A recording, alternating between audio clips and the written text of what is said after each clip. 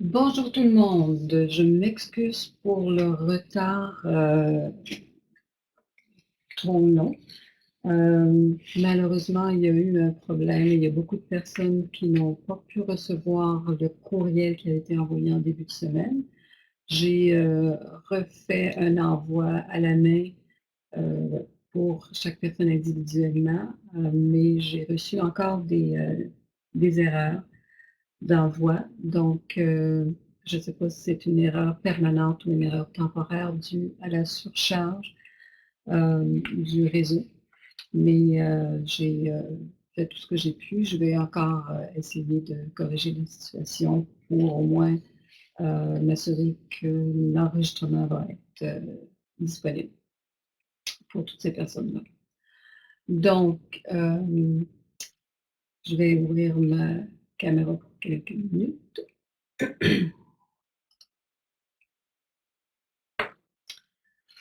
Bonjour, alors nous allons commencer avec un petit retard malheureusement, mais on va commencer. Et en commençant, j'aimerais vous rappeler que l'atelier est enregistré et de même que l'enregistrement, que l'interprétation. Bon, je me replace un petit peu. Toutes les interventions directes peuvent être faites avec le microphone. Vous allez avoir accès à votre microphone de votre ordinateur ou par l'outil de clavardage.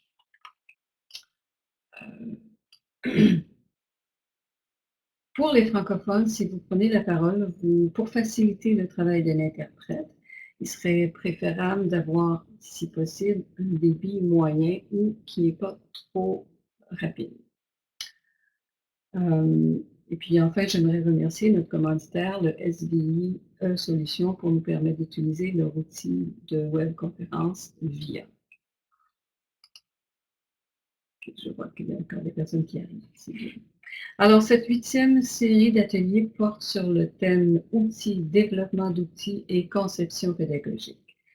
Le développement de projets, de programmes, de formation requiert des outils technologiques, mais avant tout des outils d'apprentissage. Cette année, la ACCP vous propose d'explorer nos boîtes d'outils en proposant un regard sur elles avant, pendant et après le développement, dans toutes les sens qui entourent cet aspect-là. D'une durée d'environ 15 minutes chacune, les présentations vont être suivies d'une période de questions d'à peu près 30 minutes. Alors d'abord, on va entendre Courtney Trott, John Murray et Mariam Ahmed qui vont aborder le thème et mélanger une nouvelle approche de la conception des cours avec des cartes de stratégie de contenu réel, REL. Après une période de questions d'environ 30 minutes, Mme Gravelle va présenter le deuxième thème, Implantation du numérique à l'ère du 21e siècle, partage de stratégies de gestion efficiente. Alors d'abord, Courtney est conceptrice pédagogique à l'unité des stratégies pédagogiques numériques de la G. Raymond Chang School of Continuing Education à l'Université Ryerson. Titulaire de maîtrise en andragogie, elle s'intéresse à la participation et la rétention de l'apprenant dans des environnements d'apprentissage en présentiel, en ligne et en mode hybride. John est concepteur pédagogique à l'unité des stratégies pédagogiques numériques de la même université, la J. Raymond Chang School of Continuing Education à l'Université Ryerson. Titulaire d'une maîtrise en technologie éducative de l'Université Concordia, il a élaboré des ressources de formation pour le personnel et les cadres d'entreprise et a conçu des cours en ligne dans diverses disciplines au niveau primaire, secondaire et universitaire. Il aime se tenir à jour et discuter sur les nombreuses facettes de l'apprentissage en ligne. Et puis, œuvrant dans le secteur de l'enseignement supérieur depuis plus de 10 ans, Mariam Ahmed est conceptrice pédagogique à l'université, toujours stratégie pédagogique numérique de la J. Raymond Chang School of Continuing Education à l'Université Ryerson. Dans sa maîtrise en technologie éducative à l'Université de la Colombie-Britannique, elle explorait l'usage et l'impact potentiel des technologies d'apprentissage dans des contextes d'apprentissage variés. Alors, sans plus tarder, je leur laisse la parole. So I give you a microphone. Let's go, Courtney. It's to you now.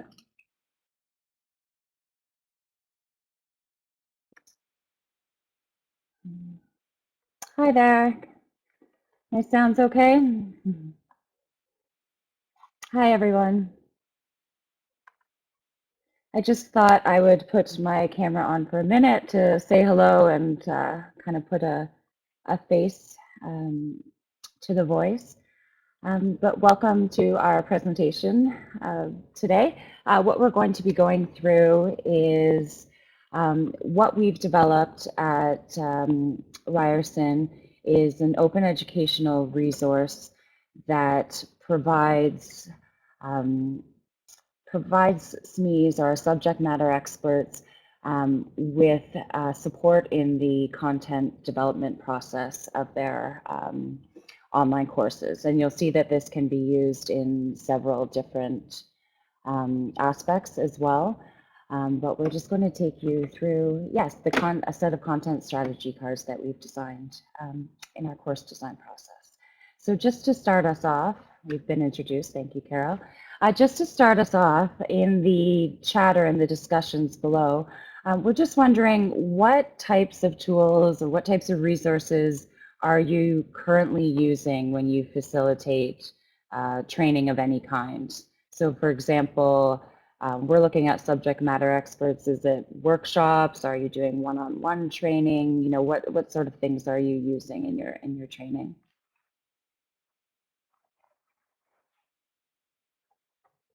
So I'll give everyone a couple of minutes. Looks like I might be cutting in and out a little bit. I'll try to speak a little bit louder. Maybe that will help. So when you do get a chance, just in the discussions portion on the left-hand side, let us know, yeah, what sort of tools are you using for training right now?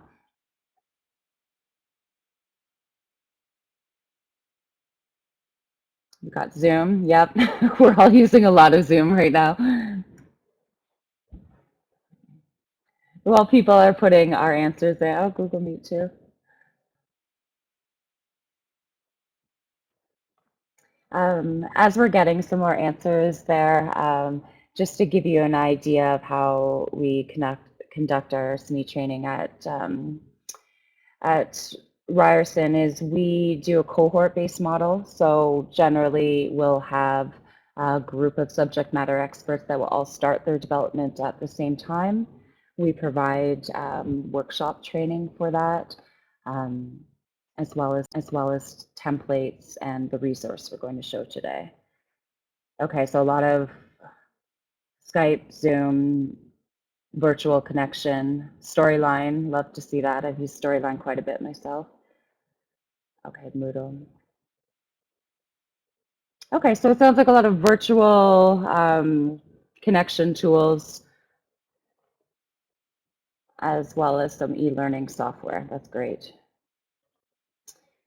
So what we're going to show you today is a quick presentation, but just what the cards are exactly, how do you use them, and then we'll also provide you as an open educational resource. So we're happy for anyone to use these, adapt them, share them however you like. So we'll show you, we've got electronic versions of the cards that you can use as well. So just to give you a little bit of background, we conducted a survey with our subject matter experts and instructors to see what were the challenges that they're finding in course development or in content development. So you can see here the big thing is that we're finding SMEs weren't sure how to deal with dense content and readings when putting it in online format. Engagement always comes up. It's how do you engage with the students? And then we just kind of had some odds and ends, but deep learning, ESL students, assessments, and that sort of thing. So we look to see how these cards can support these course design challenges. And so I'm just going to hand this over to Mariam, who is going to go into a little bit more detail about exactly what these cards are. So Mariam, take it away. Hello, bonjour. This is Mariam. Hope you can hear me. We'd like to share the cards now. We so far have 7 cards, and the titles are listed here, which I'll go through in a moment. But if you'd like to explore the cards, we have provided a link. It's in the right-hand side box as well. It's tiny.cc/content strategy cards. And you're welcome to go there, and I'll ask you to go there in a moment as well. So essentially, there are 7 cards. The topics are enhancing readability, adding personality, cultivating the right environment, creating digital stories, crafting a course narrative, facilitating online discussions, and focusing on learning control. So the cards all, when you go to the link, you'll see that on one side of all of the cards, there are the titles as well as definitions of what we mean by those different items. So for instance, for creating digital stories, this content strategy gets you thinking of ways to embed stories related to the content and to engage students in sharing their own stories. So the cards on the reverse side of each of the cards have a simple layout and a very similar layout to each other. So at the top left, we've shared why the strategy could be used. So for instance, for digital stories, some of the benefits to the student are listed, such as the students will connect more deeply with the subject matter. At the top right corner, we have listed some modes of engagement. So these are the different ways that students can engage. So it's either student-to-student engagement, student-to-content engagement, or student-to-instructor engagement. So in the case of the digital stories, there is some student-to-student and student-to-content engagement there. And then in the bottom right, or the middle sort of section of the right, there are some ways that you can apply the strategy. So there's 2 parts to this section. There's sort of a key question. So in terms of digital stories, the key question is, how can you interweave storytelling into your course? And one of the examples of the strategies we've suggested trying is you can create a hook at the beginning of a lesson that tells a story and provides a jumping off point for discussions. So you can consider developing short videos or audio clips to accomplish this. At the bottom left corner is an area where you can take the cards one step further. So it's some more things to try. So in some cases, this could be what we call power combos, and that's where you're combining 2 cards. So in the case of the creating digital stories, you could combine it with the card on the creating a course narrative. That left-hand corner could also include other things, such as ways to sort of energize your approach. So now we'd like you to take a couple of minutes to explore the cards. So please follow the link, which Courtney has entered into the chat. It's tiny.cc/content strategy cards. So if you could go to the PDF that we've shared of the cards, and let us know in the chat area which of the cards would you find most helpful in your design or training work. So I'm going to give you a couple of minutes.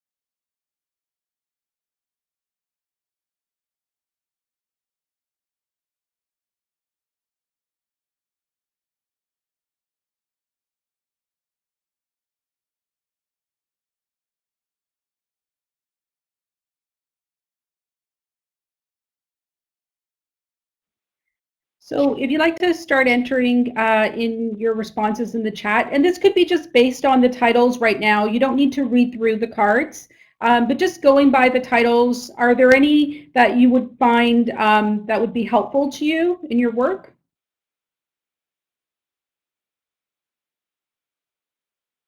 So I see that the focusing on learner control seems popular.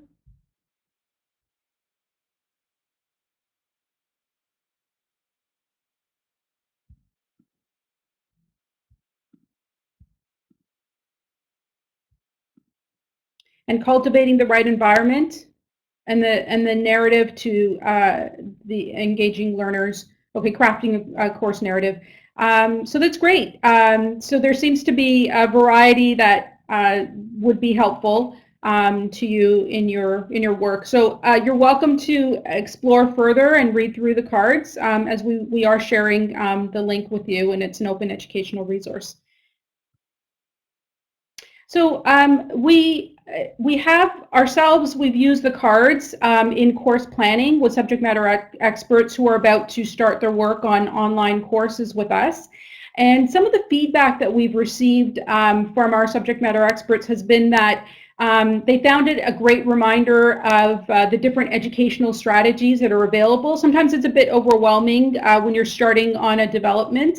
And so it's a great way to sort of pinpoint some ideas.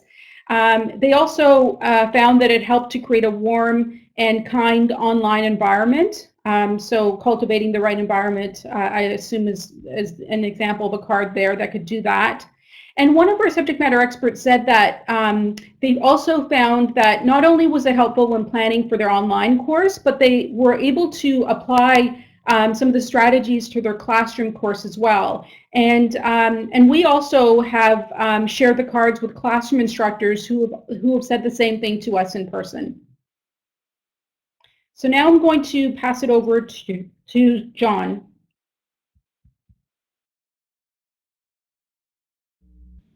Hi everyone, I hope you can hear me well.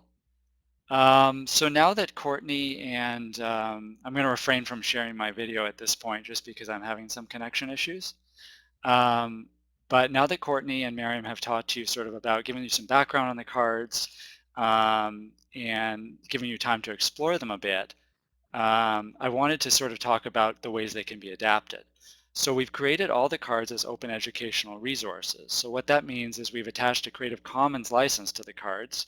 That means you're free to adapt them, to remix them, to transform them to whatever would work for you in your environments. So adapting can mean replacing the content in any of the sections on the cards or renaming the sections entirely. Right, so you could remove, say, the power combo boxes, or you could take out the key question. And this also means that you can translate the cards too, if you'd like to have a version that works for you in French, say. So in addition to working with the content on the individual cards, you can also continue to build your own set of cards, right? So maybe you want to adapt 2 or 3 of our set of 7 cards, and then add a number of new cards to fit with what you're trying to do in your training or facilitation. So they're really adaptable to meet your needs as designers and trainers. So now, if I just take you forward to now using the cards in multiple ways. So in addition to adapting the cards, there's sort of a variety of uses for the cards. One way would be to, these are just 5 ways that we've considered using them, or they could be used, but there'll be many more probably that you are maybe thinking of already. So one way is to use it in a workshop setting. The cards can be used along with other resources in, say, course design workshops for faculty, which is how we've used them. We've provided various challenging scenarios in a workshop and then asked participants to use the ideas on the cards to come up with some solutions to those scenarios. But they could also be used during curriculum planning. So they could, this is at taking the cards and using them at a broader level. So in curriculum planning sessions for a program or certificate, the ideas on the cards could be used to guide decisions about what student engagement might look like in all courses within a given program or certificate. They can also be used for a tool review. And what I mean here is that they can almost serve as a check and balance when you're considering the adoption of new learning technologies or tools in online learning. So you could ask the question, does the adoption of new tools enhance or hinder the pedagogical content strategies on the cards? So you make sure you're always focused on the student learning as opposed to adopting a flashy new tool. And if the two don't support each other, then you sort of have to revisit your approach. They can also be used for guiding principles for teaching. So they can be used as source material by individual teachers or a team or even a department to come up with guiding principles for what their teaching and facilitation work might look like. And finally, at sort of the module or lesson level, they can be used as a checklist, right? So when you're designing or drafting a lesson or module, you can sort of go through the cards to make sure that learner engagement has been built in all the way along, right? And it's not an afterthought in certain modules. And then you can make any necessary revisions based on your card set. So those are just some of the ways that they can be used. And now I want to share let's go here, a resource hub that we have for the cards. So over on the right hand side under the links, you'll see the card resource hub link. I can also post it in the chat.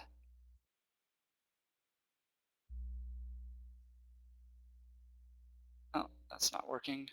Hold on. Card. There you go.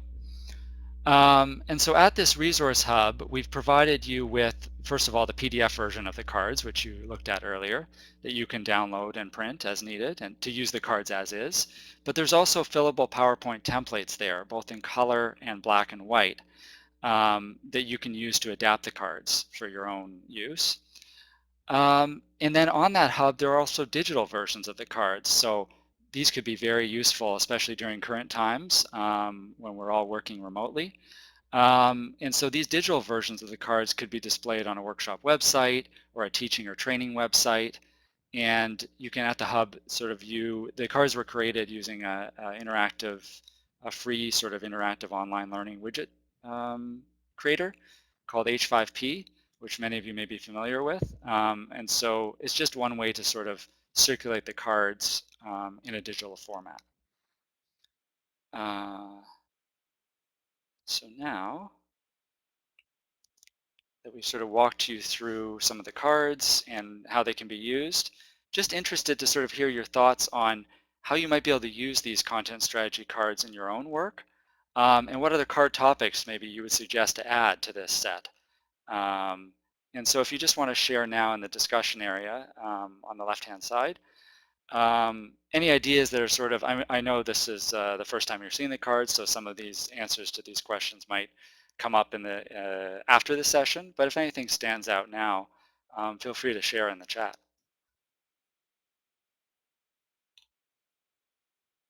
So I'll give you a few minutes to.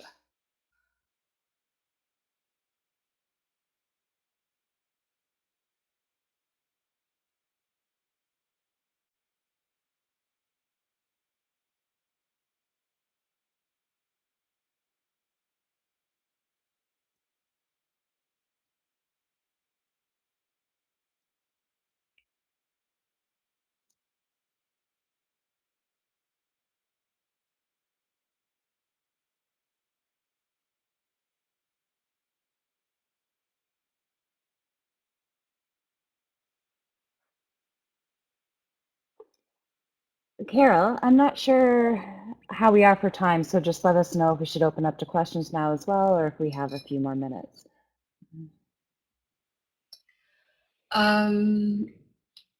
Yeah, well, that should be close. You can go up to 45 with the minutes, so yeah, it is. You should be almost done now to have time for questions. Right, yeah, and questions are actually going to open up to questions after these, so we should be good. Yeah.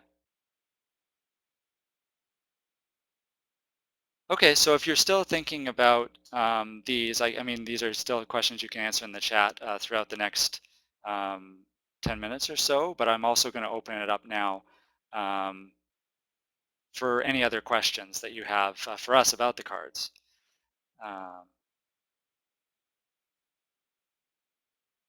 For sure, Pierre, thank you for sharing that. Yes, we realize that, yeah, it's sort of a lot to digest all this now for the first time, but great to hear that you'll be consulting with your colleagues about them.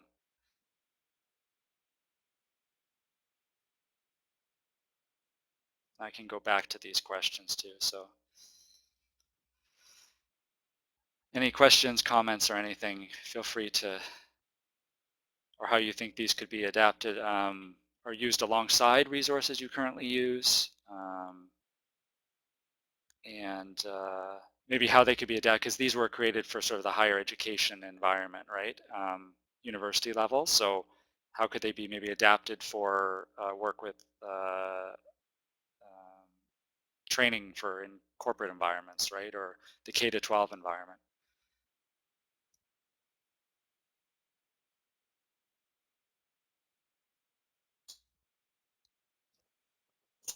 Hi there, this is Courtney. One thing I'll chip in is just that what we actually do when we are able to have in-person workshops is we have very nice kind of stock printed versions, and we actually physically give our faculty that physical version of the card. And what they've been telling me is that when they're working on their content, that they actually have them sitting beside them and refer to them when they get stuck or for ideas and things like that. So it's been nice to hear, because one of the intents as well is that as instructional designers, that maybe they would answer and provide ideas to our SMEs when we're not around, or so that they don't have to email us with all of those questions. A lot of them are provided in the cards. So that's just some other feedback that we've gotten. And to pick up on what Courtney says, as part of our course planning workshops with our higher education instructors, we also use the cards in conjunction with a course map spreadsheet, right? So they're working through the cards, coming up with ideas, then they're going off with their hard copies of the cards or their PDFs, and they're using that to sort of populate a course mapping spreadsheet that plans out all their 13 modules and really sort of focuses in on student engagement, learner control, what the student experience will be like, right? So that this really was a tool that we found that really helps them start thinking about putting themselves in their students' shoes a lot of the time. So to use them in combination, either on their own or in combination with other tools, it can be quite helpful.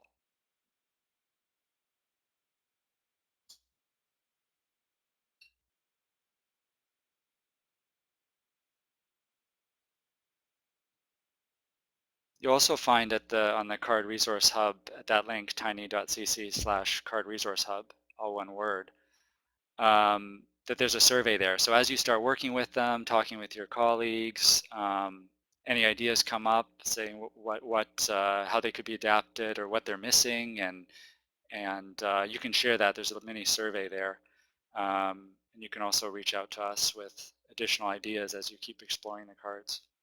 We're always open to, again, they're an open educational resource, right? So we can constantly refine them and you can constantly adapt them.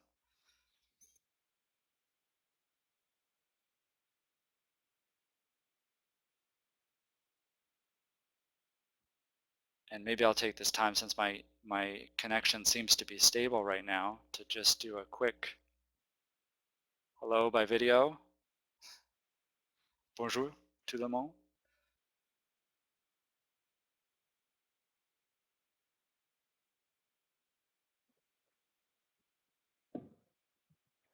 John, maybe just one last thing that we could point out is what the icons on the card mean.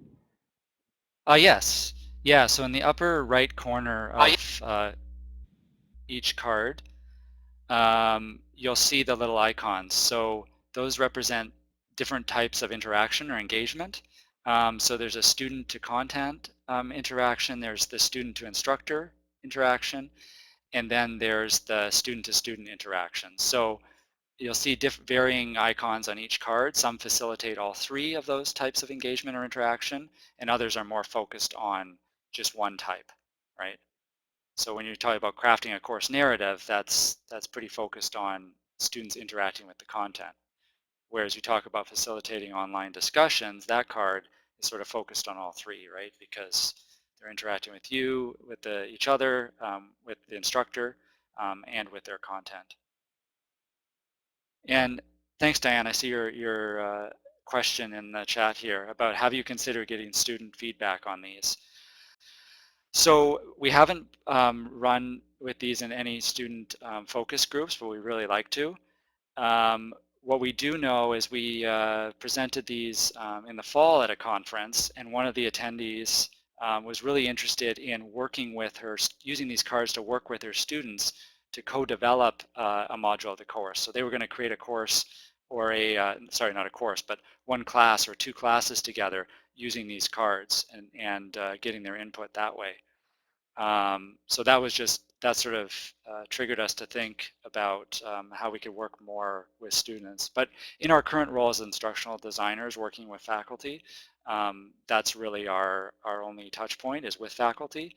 But the more we constantly think about ways that we can involve students more and get their feedback beyond, say, end of semester surveys and stuff like that. But having students involved obviously in the planning and design of courses or giving their feedback through focus groups would be a great thing, yes.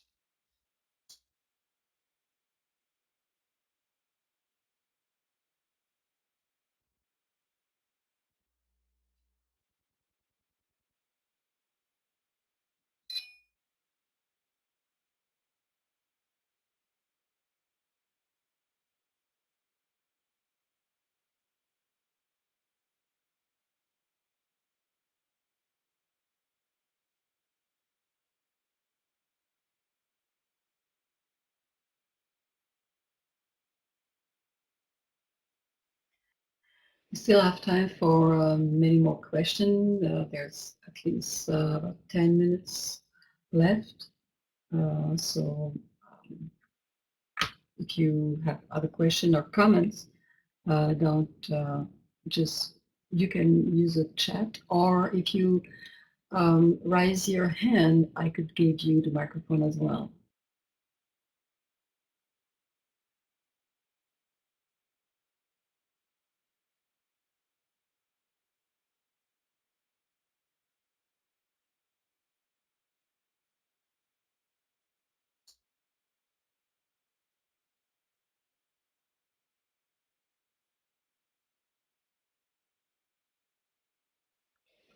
Well, if there's nobody, I'm sorry, but I haven't had the opportunity to listen to everything that was said because I was pretty busy to answer emails. But did you mention how long do you use those tools? Since how long you experienced that, and did it take you a lot of time to create that, to build those tools? Thanks, Carol. Those are good questions. Yeah. So the design of them sort of came out of what we were experiencing in our course planning workshops in the past. So they, as of May 2019 is when we started thinking about the cards and sort of rethinking our course planning workshops. And it was really to have a focus on that universal design for learning, more focus on student engagement. It was thinking of seeing what we were getting from instructors in terms of sometimes pretty sort of one-way content of instructors thinking they had to sort of teach the learner something or direct them to do something in an online course, and we really wanted to open it up a bit more and make it more engaging for the student and really sort of open the eyes of instructors to see what it is like to be a student. So the development of the cards stemmed from that, based on sort of instructional design principles, our research of what other designers and faculty were doing in the field, and we came up with these cards, and then we had, it was a joint effort on our team on the look and feel of the cards and everything. So the cards probably came together over a few months. And then we used them in May 2019 for the first time at a course planning workshop with a cohort of instructors, and then again last fall with a cohort of instructors. And so we've used them in 2 planning sessions, and we're going to keep using them. And so far the feedback has been quite good. Some sort of focus in on individual cards, and they really want to explore those further. But the majority of participants have really sort of taken all 7 cards and said, you know what, there's not one that I should focus on more than the other. It really is important to focus on all of these areas. So that's encouraging to see as well.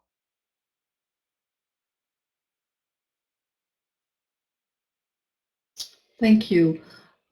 Could you tell me if one of you, Courtney, John, or Mariam, if you had translator over the phone, because there's a French question here, and I would, well, I could try to translate it, but it will be better if it's the interpreter who did it. So could you tell me if you have that? Is the question asking if there's more information about the different types of interaction? No. I'm asking you, did you hear the translator at the moment? Are you over the phone with the translator? Because I'm going to read a French question. No, we're not on the phone, but you can read the French question now. Yeah. OK. Est-ce qu'il y a plus d'informations spécifiques sur les icônes student to student, teacher to teacher, etc.? Did you get that, or should I explain it? Yes. Yeah. So Mariam, or do you want to answer? Do you want me to answer? I don't know. Sorry, just to clarify,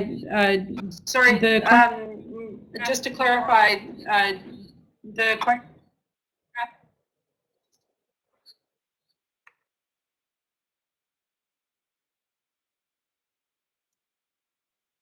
Mariam, you close your microphone.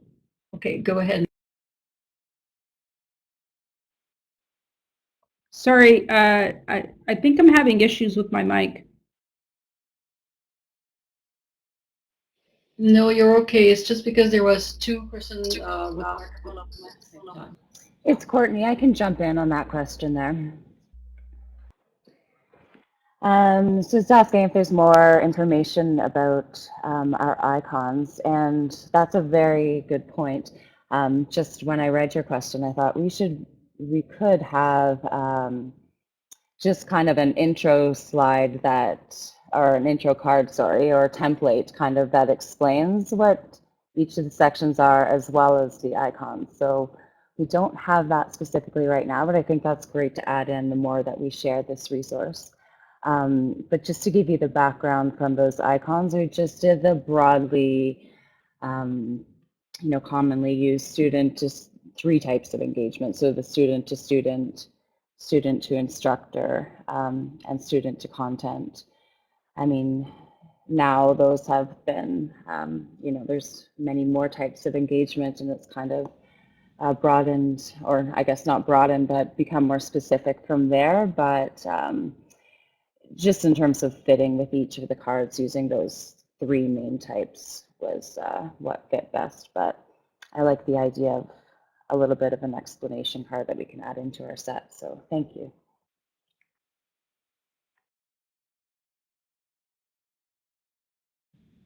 And it looks like Diane has actually shared some links in French in the chat to those types of interactions. So maybe those can be shared with the person on the phone right now who asked that question, Marie-Hélène, so that she can explore those.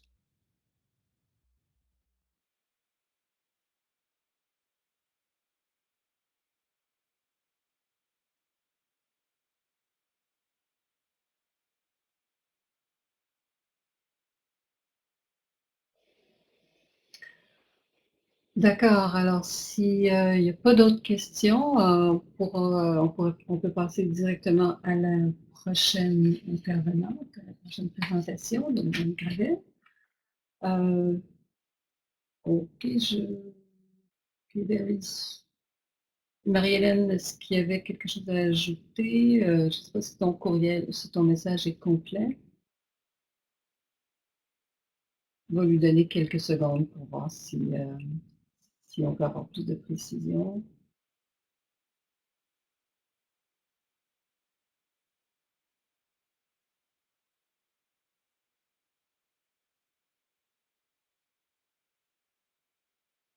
Okay, I understand.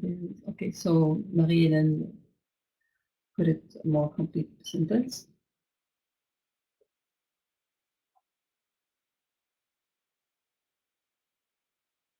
Parfait. Donc, alors la deuxième présentation, Madame Gravelle.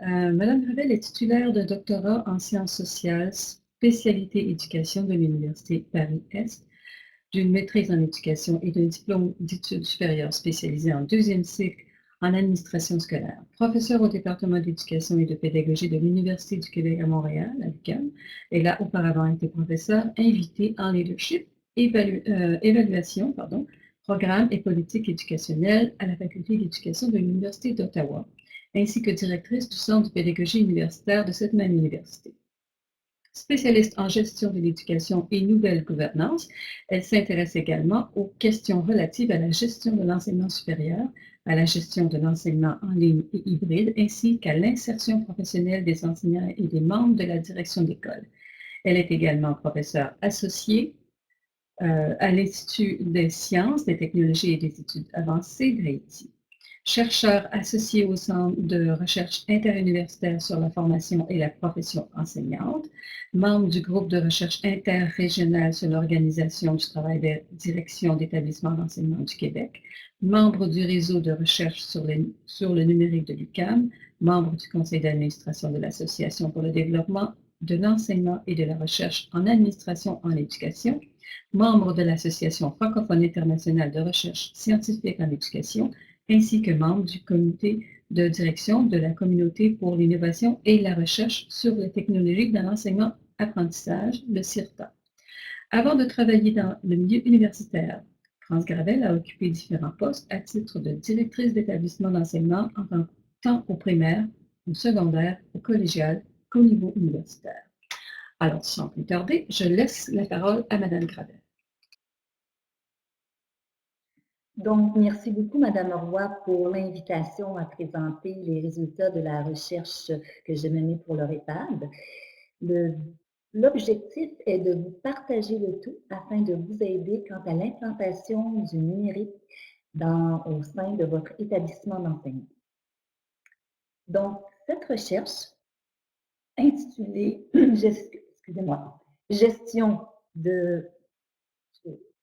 Gestion des établissements d'enseignement à l'ère de l'implantation du numérique, a été subventionnée par Patrimoine canadien. Et vous pouvez la retrouver sur la plateforme du réseau d'enseignement francophone à distance via cette adresse.